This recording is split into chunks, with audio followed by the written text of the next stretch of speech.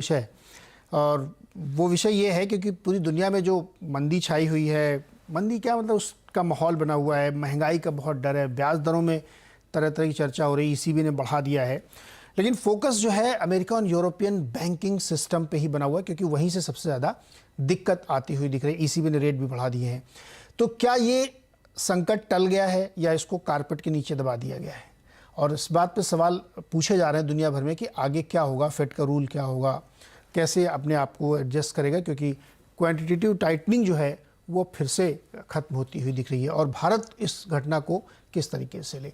इसमें हमारे साथ बातचीत करने के लिए स्टेट बैंक ऑफ इंडिया के ग्रुप चीफ इकोनॉमिस्ट एडवाइज़र हैं सौम्यकांति घोष। सौम्यकांति सर, बहुत बहुत शुक्रिया हमारे साथ जुड़ने के लिए। बहुत स्वागत है आपका CNBC आवाज़ पर। और सबके टॉप ऑफ द माइंड में इस समय यही चल रहा है कि ये अमेरिका और यूरोप में जो घटनाक्रम हो रहा है बैंकों को लेकर के, क्या ये बहुत सारे लोग कह रहे हैं लीमन ब्रदर्स टाइप का है, ऐसा है क्या?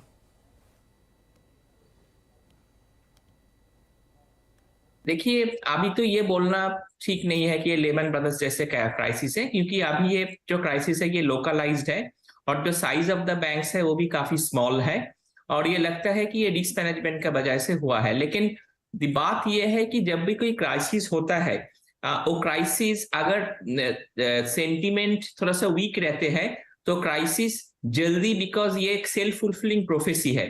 तो हिस्ट्री दिखाते हैं कि ये सेल्फ फुलिंग प्रोफेसी अगर हो जाता है तो वो क्राइसिस थोड़ा सा बड़ा हो जाता है। लेकिन फिलहाल जो लग रहा है कि दो बैंक्स का फेलियर हुआ है।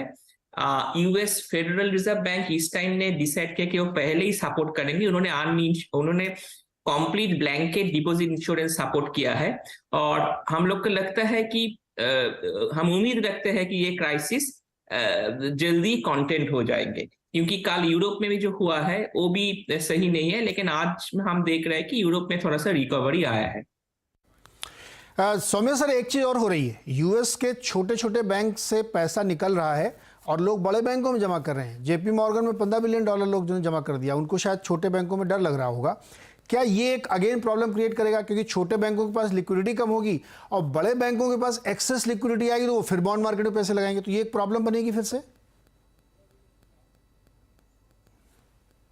नहीं, ये तो एक प्रॉब्लम है, क्योंकि ये एसिमेट्री जो होता है इंफॉर्मेशन सिस्टम में, फाइनेंशियल मार्केट्स में, जो बड़े प्लेयर छोटा player, but at the end of the day दोनों को एक साथ कोएग्जिस्ट करना होता है।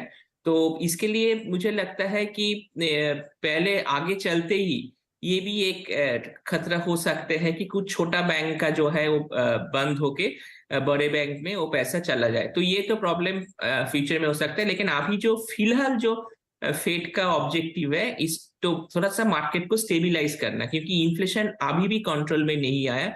तो किसी भी हालत में फेड नहीं चाहेंगे कि ये फाइनेंशियल स्टेबिलिटी का वजह से उसको रेट हाइक करना बंद करे।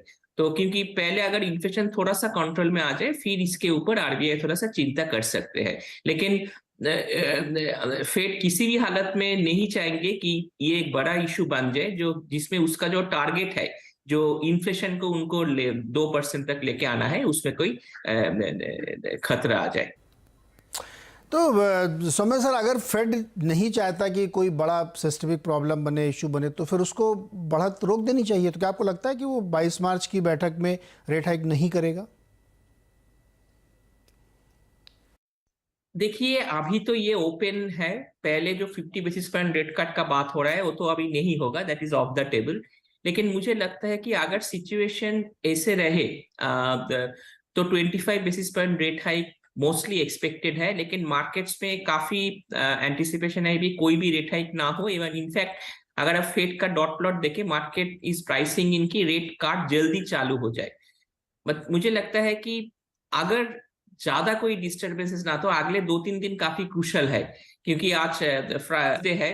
तो अगले 2-3 दिन में अगर ऐसे रहे, ज्यादा कोई डिस्टर्बेंसेस, ज्यादा नेगेटिव न्यूज नहीं आए, तो मुझे लगता है कि फेड शायद 25 हाइक करेंगे। और फिलहाल शायद कमेंट्री में उन्होंने ये भी बता सकते हैं कि वो आगे कैसे देख रहे हैं। सौम्य सर, एक चीज़ और बार बार ये जिक्र में आ रही है कि ये एक्सेस लिक्विडिटी के कारण ये सारा कुछ मामला हो रहा है, महंगाई और ब्याज दरें ये सब। कुछ लोग ये भी कह रहे हैं कि ये रेट इंटरेस्ट रेट साइकिल का इशू नहीं है, ये दरअसल एसेट बबल का साइकिल है, जो कि इंफॉर्मेशन टेक्नोलॉजी के ज़रिए स्टार्टअप में और इन सब में बन के आया है, और वो एसेट साइकिल अब टर्न होता हुआ दिख रहा है, इसलिए समस्या थोड़ी लंबी खिंच सकती है। आपकी राय क्या है?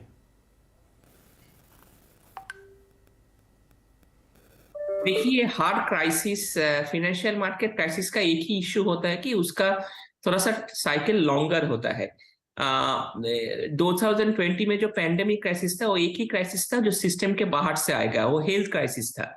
लेकिन 2008 में अगर क्राइसिस देखे, वो उसका भी कारण दूसरा था।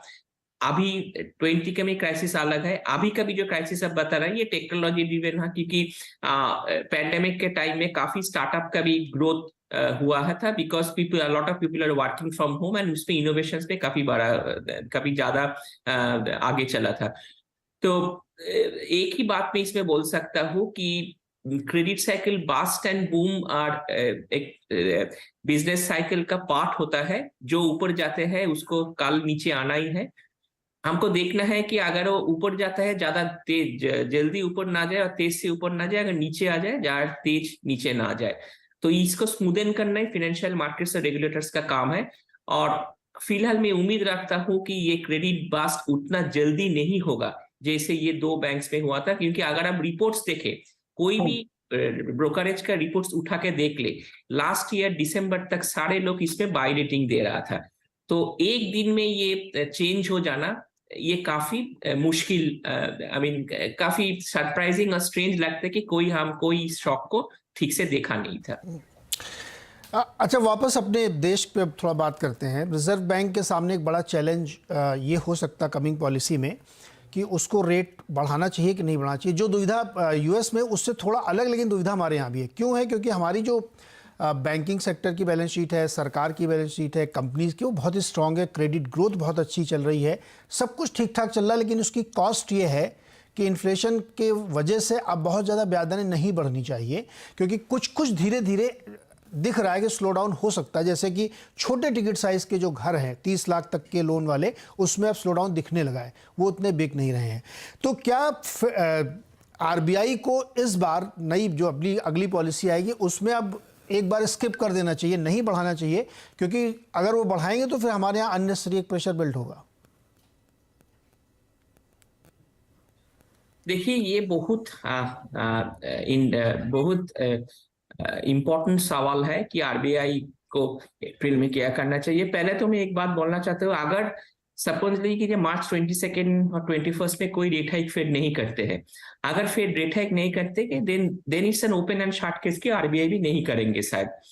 बट अगर फेड कर देते हैं 25 बेसिस पॉइंट्स, देन आरबीआई को भी ऊपर प्रेशर रहेंगे कुछ करने के लिए। लेकिन मुझे लगता है कि अभी फिलहाल at some point of time RBI ने 250 बेसिस पॉइंट रेट हाइक किया है, आरबीआई ने सारे रेट्स को फ्रंट लोड किया है, उसको बेनिफिट्स भी मिला है, हमको इन्फ्लेशन में पहले कंट्रोल मिल चुका। लेकिन अभी मुझे लग रहा है कि आरबीआई में एक वेट एंड वॉच पॉलिसी अगर ले कि पुराना जो रेट एक्शन हुआ उसके लिए कितना इम्पैक्ट हुआ है on the house hold balance sheets और दी अदर थिंग्स, तो उसमें अच्छा होगा। आरबीआई बोल सकती है कि इसके बाद जो इन्फ्लेशन नंबर आने वाला है वो 6% का नीचे जाएंगे। मार्च में इन्फ्लेशन नंबर 5.6 का आसपास रहेंगे और अप्रैल में इन्फ्लेशन नंबर 5 का नीचे रहेंगे।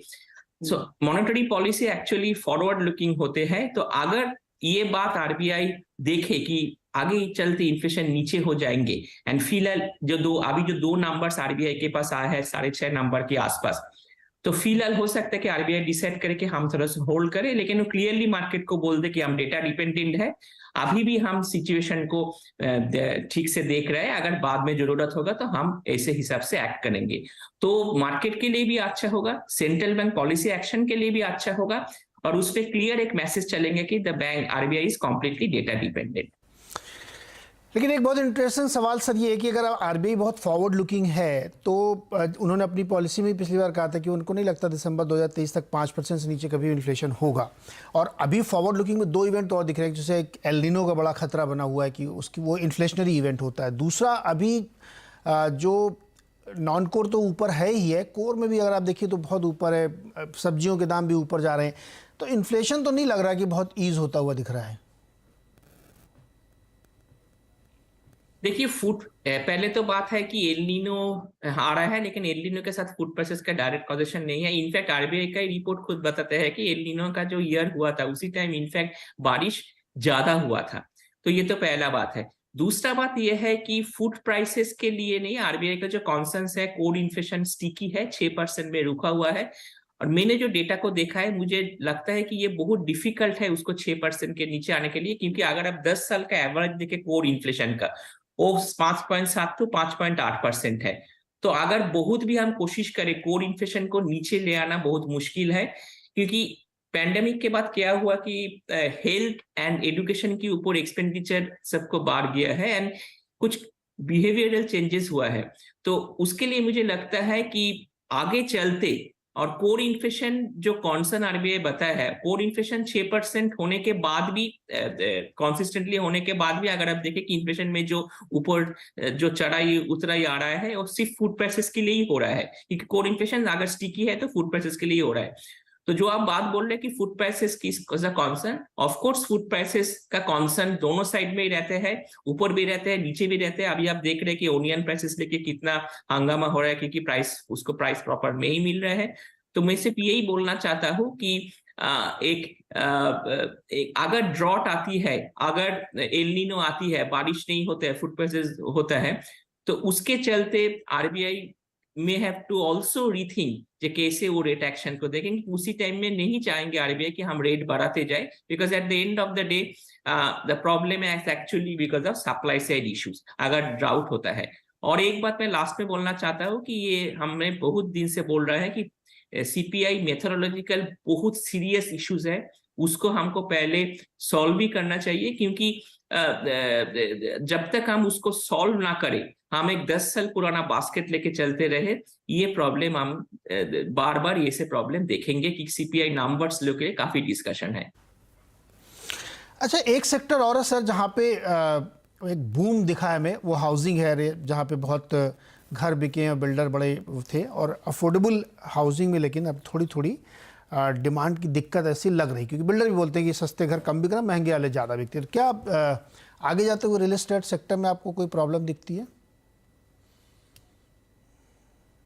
ना देखिए, ये बात तो सही है कि हाउसिंग मार्केट एक एसिमेट्रिक है। उसमें एक सेगमेंट है जिसमें आपको लग्जरी सेगमेंट है, जिसके लिए जो लग्जरी सेगमेंट में जो खरीदारी होता है उसके लिए शायद वो लोग को बैंक्स को उतना पैसा जरूरत नहीं होता है, because they are both solvent. लेकिन जो अफोर्डेबल सेगमेंट है उसी सेगमेंट में बैंक्स में लोन जाते हैं। अभी आपको पता है कि एक्सटर्नल बेंचमार्क लिंक रेट है 250 बेसिस पॉइंट रेट बढ़ गया है। तो इसके लिए क्या हुआ है, बहुत सारे बोरोवर्स जो नीचे लेवल का है, 30 लाख से 35 लाख का लोन लिया है, उनका ईएमआई भी बढ़ा है, 10 ईयर भी बढ़ा है, और दोनों भी बढ़ चुका है। तो हमने एक रिसेंटली एक एनालिसिस किया था, उसमें हम देख रहे हैं कि नीचे जो अफोर्डेबल सेगमेंट का जो शेयर है हाउसिंग लोन में, वो पैंडेमिक का पहले जितना था उससे काफी ज्यादा कम हो गया अभी। इसका मतलब लगते है कि हाउसिंग मार्केट में एक एसिमेट्री आ गया, जहां पर आप एक सेगमेंट में आप देख रहे हैं कि डिमांड के ऊपर इंपैक्ट हो रहा है, और एक सेगमेंट में इंपैक्ट उतना ज्यादा नहीं है, because these people are more solvent. तो ये तो ट्रेंड हम देख रहे हैं। लेकिन दादा, अगर बड़े शहरों को छोड़ दें, मेट्रोस को, जहाँ पे लग्जरी घर बिकते हैं 5 करोड़ 10 करोड़ 15 करोड़ वाले, तो छोटे शहरों में जहाँ छोटा टिकट साइज है 40 लाख 50 लाख 60 लाख, वहाँ तो हमको लगता है कि मुश्किल बढ़ने वाली है। प्रॉब्लम हम नहीं बोलेंगे खड़ा होगा, क्योंकि एक हाउसिंग लोन जब एक पूरा साइकिल का होता है, पहले ऊपर जाते हैं नीचे जाते हैं। मैं लगता है कि फ्यूचर में अगर इंटरेस्ट रेट कम हो कि this will basically average out over a cycle. लेकिन जो हो सकता है कि टायर 2, क्योंकि इंडियन हाउसिंग लोन मार्केट पे काफी ज्यादा रिकवरी हुआ है after pandemic because of a low interest rate regime, and इससे बहुत ज्यादा हुआ है टायर 2 टायर 3 सिटीज से। तो हो सकता है कि ये टायर 2 टायर 3 सिटीज से जो हो रहा है उसमें हम कुछ स्लो डाउन देख सकते हैं। और अफोर्डेबल हाउसिंग एक ऐसे जैसे सेगमेंट है, उसके लिए वो इकोनॉमी के लिए भी काफी इंपॉर्टेंट है, बिकॉज उसमें जॉब्स क्रिएट होता है, कंस्ट्रक्शन सेक्टर सीमेंट सेक्टर का डिमांड होता है। तो मुझे लगता है कि थोड़ा बहुत इसके ऊपर तो इम्पैक्ट आया है, लेकिन कैसे फ्यूचर में होगा अगर इंटरेस्ट रेट नीचे घटता है, हो सकता है कि ये जो अभी जो फिलहाल जो आपको बर्डन बढ़ गया वो फ्यूचर में कम होगा, स्मूदन आउट होगा एक लाइफ साइकिल के ऊपर। दादा आखिरी सवाल, हमने बहुत सारी चर्चा की अलग अलग सेक्टर की, लेकिन दुनिया भर में जो हो रहा है उस हम अपने बैंकिंग सेक्टर की और स्ट्रेंथ को समझना चाह रहे थे। क्रेडिट स्विस में इतना बवाल हुआ, बातचीत हो रही शायद वो यूबीएस में मर्ज हो जाए, बहुत कुछ हो रहा है। हमारे बैंकिंग सेक्टर में, हमारी इकोनॉमी में कोई रेड फ्लैग आपको दिखता है? नहीं, मुझे नहीं लगता है कि इंडियन बैंकिंग सेक्टर लेके उतना जाता, क्योंकि इंडियन बैंकिंग सेक्टर का सबसे बड़ा जो स्ट्रेंथ है वो है कि हमारा फंडिंग रिटेल फंडिंग है, होलसेल फंडिंग नहीं है, जो बाहर का जो बार बार खतरे होते हैं जहां से कंटेजियन होता है। और दूसरा बात है जो हमारा जो डिपॉजिट इंश्योरेंस कवर है वो आज 5 लाख है। ये 5 लाख अगर आप एक एनालिसिस करें बैंकिंग सेक्टर डिपॉजिट में 98% ऑफ द ओवरऑल डिपॉजिटर्स को कवर करते हैं। उसका मतलब जो सारे जो स्मॉल डिपॉजिटर्स है इसको कवर करते हैं। एंड तो इसके लिए क्या होता है, अगर आपको एक कॉम्प्रिहेंसिव डिपॉजिट इंश्योरेंस कवरेज है जो कवर करते हैं, तो बैंकिंग सेक्टर में जो कॉन्फिडेंस है मासेस का वो हर टाइम जारी रहते हैं। तो मुझे नहीं लगता कि इंडियन बैंकिंग सेक्टर को खतरा है। और आगे भी चलते हो सकता है कि हमारे ऊपर कुछ डायरेक्ट इम्पैक्ट पड़े, क्योंकि बाहर से अगर होगा तो कुछ मार्केट प्राइसेस में, स्टॉक मार्केट में कुछ डेवलपमेंट हो, लेकिन मुझे उम्मीद है कि हमारा बैंकिंग सेक्टर साउंड है, स्टेबल है, हमारा एसेट क्वालिटी इश्यूज अभी सबसे अच्छा है, क्रेडिट ग्रोथ सबसे अच्छा है, और मुझे उम्मीद है कि आगे चलते भी ऐसे ही रहना चाहिए। ओके, सौम्य गांधी सर, बहुत बहुत शुक्रिया आप हमारे साथ जुड़ने के लिए और एक रियलिटी चेक हमें देने के लिए कि इकोनॉमी और ग्लोबल मार्केट में क्या चल रहा है, और हमें उससे बहुत ज़्यादा चिंता करने की ज़रूरत नहीं है। कम से कम भारतीय बैंकिंग सेक्टर बहुत ही स्ट्रांग है। बहुत बहुत शुक्रिया सर हमारे साथ जुड़ने के लिए। चलिए इसी के साथ एक छोटा सा ब्रेक लेंगे और ब्रेक के बाद होगा खिलाड़ी नंबर 1 और देखते हैं कि आज खिलाड़ियों का प्रदर्शन कैसा होता है।